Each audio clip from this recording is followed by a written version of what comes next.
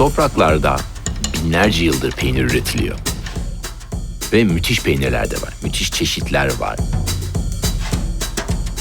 Hemen hemen hepimizin kahvaltı sofrasında var. Peki tahmin ettiğimiz kadar masum bir yemek mi?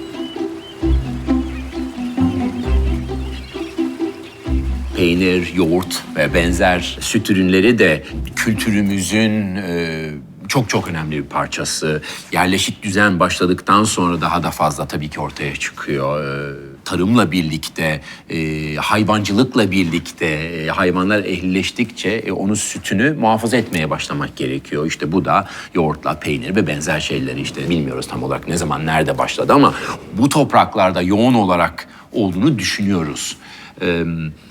Sadece burada değil tabii, dünyanın birçok noktasında kültürü tanımlayan önemli unsurlardan biri. Çünkü o nasıl üretildiğiyle ilgili, hangi hayvanın sütünden üretildiğine bağlı veyahut da bir mağara ise orada dinlendiriliyorsa veyahut da daha yüksek bir platoda ise, bir yaylada ise oranın üretim tekniği farklı. Eğer Alp dağlarında veyahut da işte başka bir yerdeyse her birinin tekniği ve her birinin peynirin sonucu çok farklı. İnsanlar doğal olarak bu kültürel miraslarına sahip çıkıyor.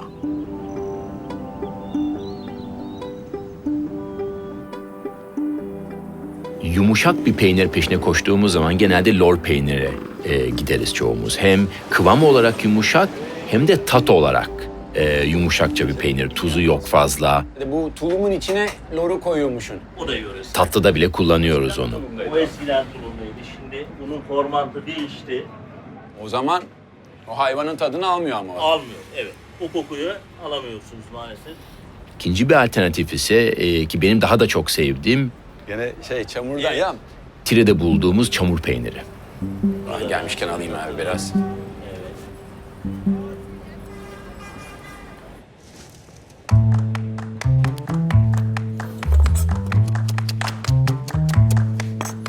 Birçok yemekte peyniri bir dolgu malzemesi olarak kullanıyoruz. İşte İtalyanlar bunu tortellini'nin ya da ravioli'nin içine koyabiliyor. İşte bizler birçok başka yerde kullanabiliyoruz. Bir de özellikle çamur peyniri gibi daha yumuşak bir peynir olduğu zaman bunu tadı da nispeten nötr. Bunu işte biraz zeytinyağı ekleyip işte elimizdeki taze otları da katarak başka bir boyuta götürebiliyoruz. Ondan sonra onu da bir kıtırın üstüne mesela işte fırınlanmış bir lavaş, kurutulmuş bir lavaşın üstüne sürüp birkaç dilimde turşu koyduğumuz zaman, hafif turşu koyduğumuz zaman çok ince dilimlenmiş müthiş bir atıştırmalık oluyor.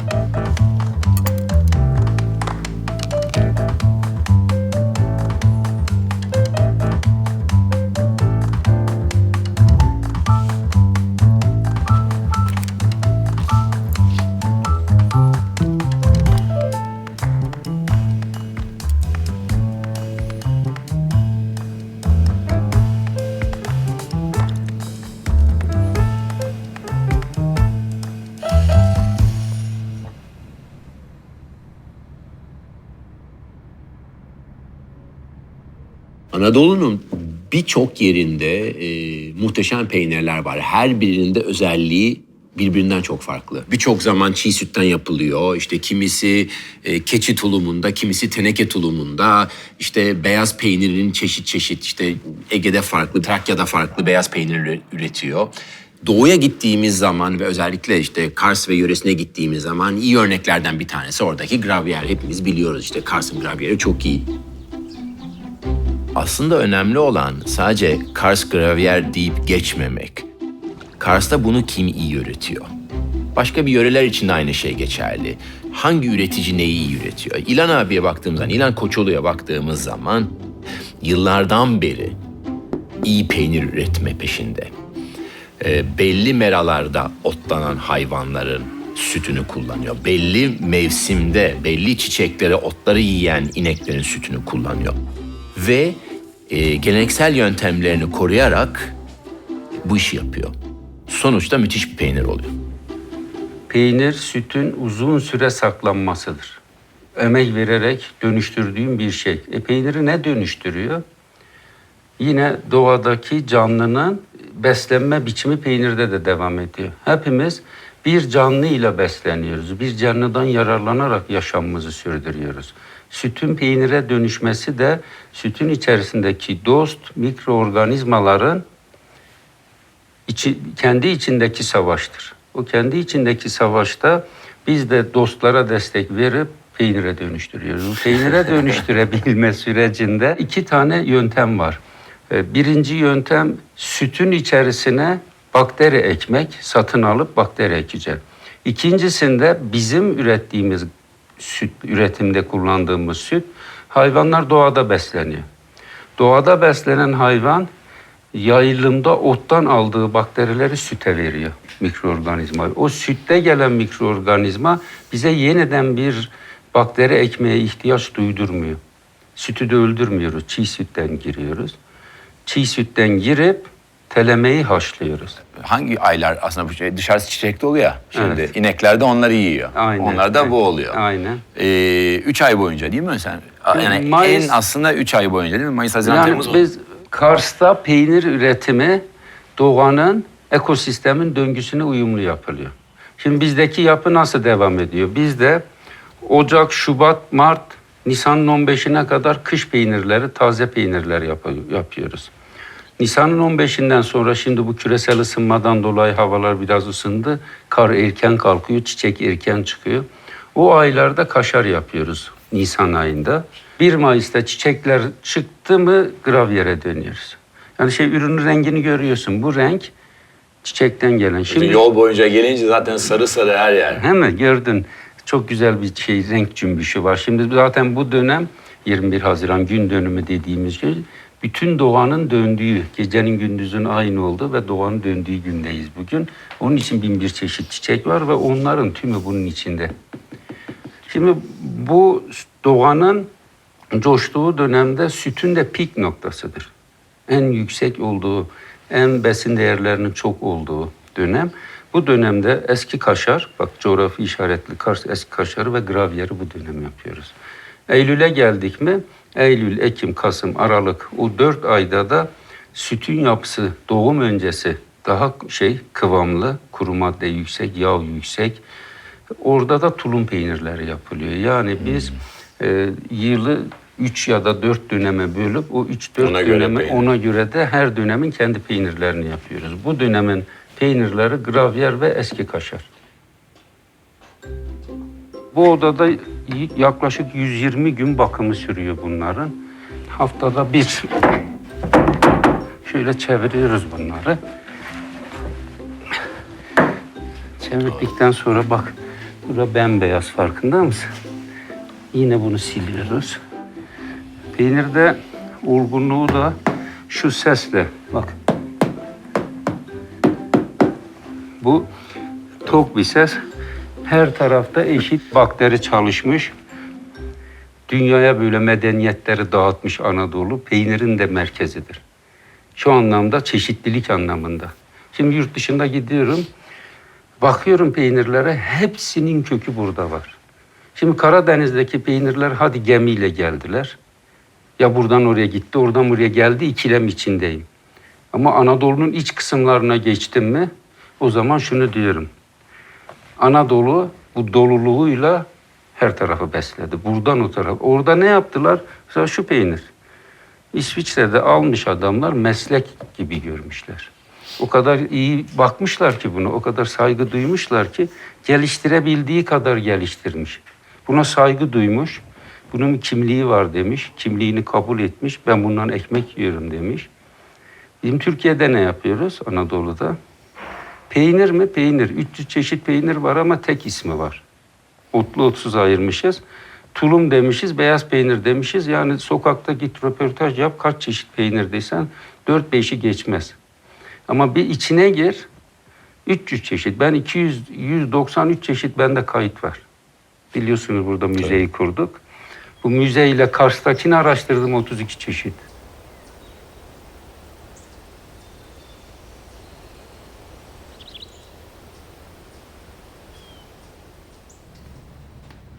İyi bir tostu yapabilmek için gerçek bir ekmekle başlamak. Ondan sonra da farklı kıvamlar için çeşitli peynirler. Sadece bir peynirde kalma.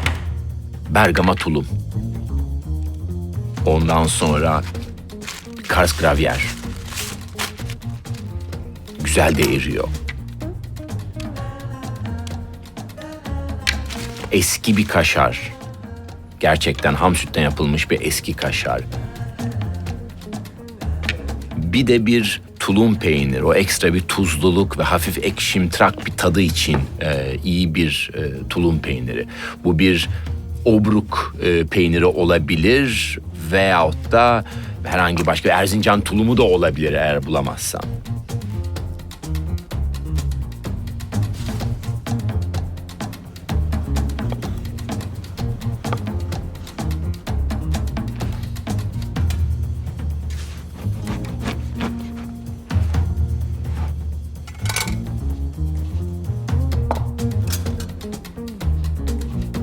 Aşçıların çok kullandığı bir laf, işte iyi malzeme yoksa iyi yemek yapamam.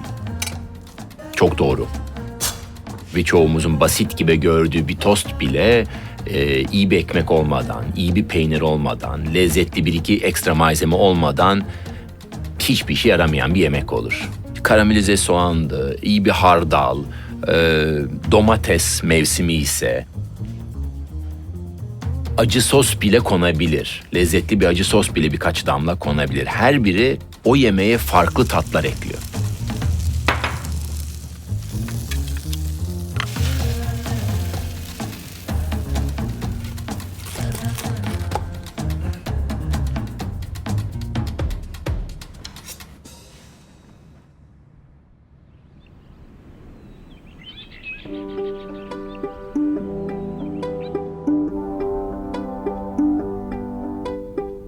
Anadolu gerçekten peynircilik konusunda çok zengin bir yer. Burada öne çıkanlardan bir tanesi de Divle Obruk peyniri. Divle Obruk peyniri deyince sürreel bir durum var ortada. Yani yıllardır yerin altında ahşap rafların üzerine bekletilen peynirler var. Karaman'a gittiğimiz zaman veyahut da işte Divle Obruk peşine gittiğimiz zaman Ahsen Hanım'la tanıştık. Ve genelde ondan alıyoruz peynirimizi. Aracımız o. Biliyoruz ki doğru ürünleri doğru zamanda toplanmış doğru peyniri bize ulaştıracak. Kayıyor toprak öyle. Islak tabii, nemli, rutubetli. Bu mağaralar ve obruklar için Türkiye'nin her yerinde bir efsane dolaşır. Hikayeler çok olur. Genelde çobanlar bulur biliyorsunuz. 32 sene önce Silifke'den buraya geldim eşimle evlilikte. Geldiğimde böyle bir mağara, peynir konuyor, işte anlatılıyor. Bu Türkiye'yi tüm gezen bir televizyoncu hanımefendi vardı. Bir gün pazar gün baktım televizyonda ayrancıya gelmiş bu obruğu geziyor. Eşime dedim ki burayı gidip göreceğiz. Ben de göreceğim burayı. Çok heyecanlandım. Geldik, benim eşim böyle tehlikeyi çok sevmez, çok temkinlidir. Ben şimdi asansörü de gördüm, çok iptidai, hiç demiyorum gideceğim, ineceğim falan diye. Şimdiki gibi de değil o zaman Değil, asansör. tabii daha iptidai böyle. Geldik, arabadan indik, bakarken böyle ben pat görevliliğe rica ettim. Asansöre bindim ama arkamdan bağırıyor. Ve görevli de beni bindirirken diyor ki elinizi kolunuzu dışarı çıkarmayın. Çünkü kayalar çarpar. Böyle oturarak indim ben. O ihtişam, muhteşem. Çok büyülendim. Ondan sonra artık bu iş benim tutkum oldu. Doğal bir ortam. Şimdi bizim çocukluğumuzda da Silifke'de de vardır mağaralar. İnsanlar gelir, obruklar peynirini koyar, yoğurdunu, yağını koyar. Bu çevrede de birçok vardır. Ama burası çok farklı. Nesi farklı bu kadar? Nesi farklı? Ben bunu Yavuz hocamdan, Yavuz Tekelioğlu hocamdan dinledim bundan 4-5 sene önce.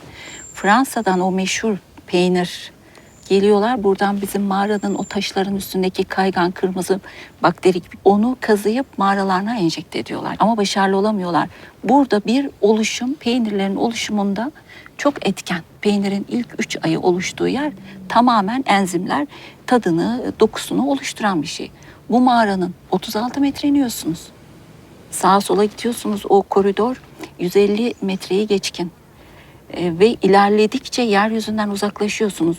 İlk indikten sonra dikkat ettiniz mi? Tamamen 36 metre yerin altındasınız. Çok doğal bir soğuk ortam. Peyniri olgunlaştıran bu ortam. Başka bir mağaraya koysanız bu aynı peyniri, bu lezzeti yakalayamıyorsunuz. Ağırlıklı koyun peyniri. Koyun. Bu yörenin koyunlarından. Bu yörenin, Keçiler de tabii, öyle. tabii. Sürülerin içinde zaten biraz Tabii. yani ağırlıklı koyun 3-5 tane de keçi görüyordum. %70 koyun, %30 keçi diyoruz biz buna. Ama tabii kullandığımız maya şırdan mayası olduğu için ve şırdan da buzağının şırdanından elde edildiği için biz %1 de ineği kattık. Biliyorsunuz geçen yıl coğrafi işaretimizi aldık biz. Bu o zaman bu aslında coğrafi işareti geldikten sonra fiyat da artma ihtimali çok yüksek. Ama Ki köy- umarım artar. Değerini Ya umarım bulsun, artar diye umarım söylüyorum. Ya. artsın. Umarım Yani artar ki Ben ondan yanayım tabii. Umarım yani artsın. buradan çıkan peynir tabii. orada çıkan peynirden daha değerli, Daha değerli. olmalı. Ve bunu da bu köylünün, bu yöre köylünün, insanların hakkı bu.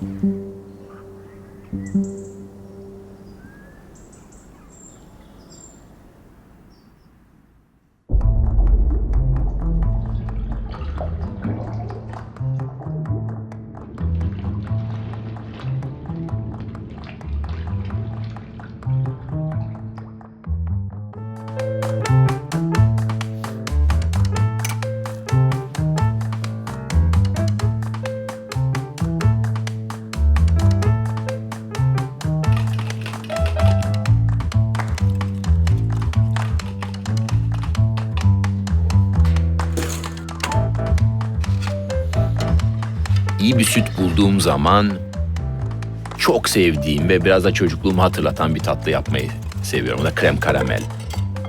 Çoğumuzun işte ya okul kantinlerinde ya da işte iş yerimizin yemekhanesinde yediğimiz bir tatlı.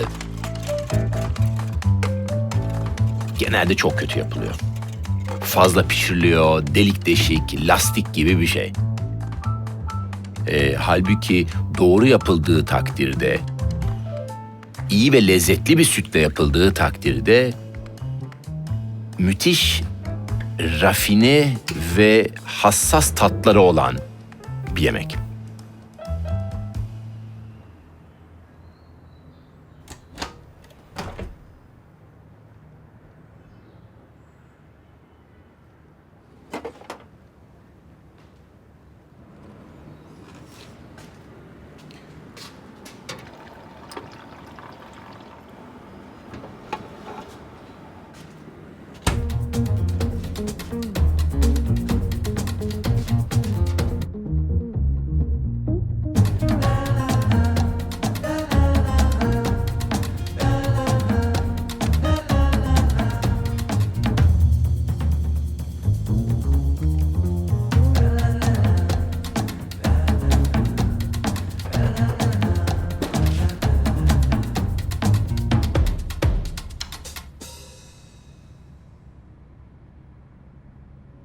Şimdi süt dediğimiz şey ne?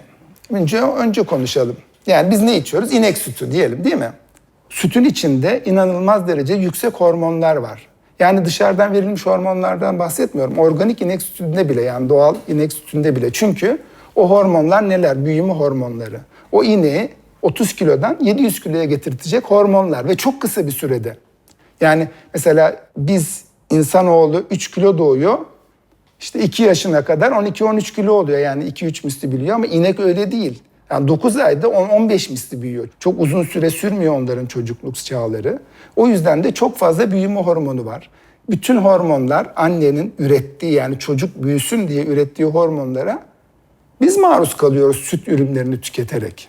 Hangi süt? Keçi sütü mü? Keçi de küçük bir hayvan. Tüketeceksek keçi sütü tüketelim.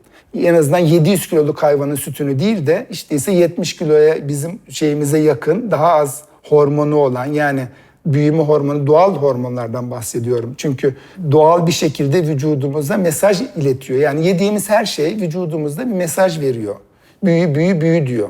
Mesela biz meme kanseriyle prostat kanserinin inek sütünle ilintisini keşfedeli 10-15 yıl oldu. Bunun üzerine yayınlar yapılıyor ama bir şekilde bir endüstri, bir el bu yayınları tutuyor. Ön plana çıkmasına engel oluyor. Ama benim mantığım 900 kiloluk hayvanın ben kendini büyütmek için olan besin değerini almak istemiyorum. Sürekli bir tartışmalar var yemek etrafında. Ne yararlı, ne zararlı. Bizim için ne iyi, doğa için ne iyi, ne kötü. Şunu ye, bunu yeme. Yani sürekli yeni bilgiler geliyor her yerden. Bir gün bilmem ne diyeti var, ertesi gün başka bir diyet var. Kafamızı çok ciddi karıştırıyor bunlar. Ve belki de en böyle gizemli konulardan bir tanesi süt ve süt ürünleri. Hiç kötü olduğunu düşünemiyoruz bunun. Danaysan inek sütü dünyanın en iyi şeyi belki ama bir insan için değil diyor birçok bilim insanı. Hangisi? O kadar arada kalıyoruz ki birkaç bin yıllık bir alışkanlık bu süt meselesi. Ama 10 bin sene öncesinde de yoktu. O zaman acaba bundan sonraki 10 bin sene sonra ne olacak? Korkmamamız lazım. Ama zihnimizi de sürekli açık tutmamız ve yeni fikirler, yeni düşüncelere hazır olmamız lazım.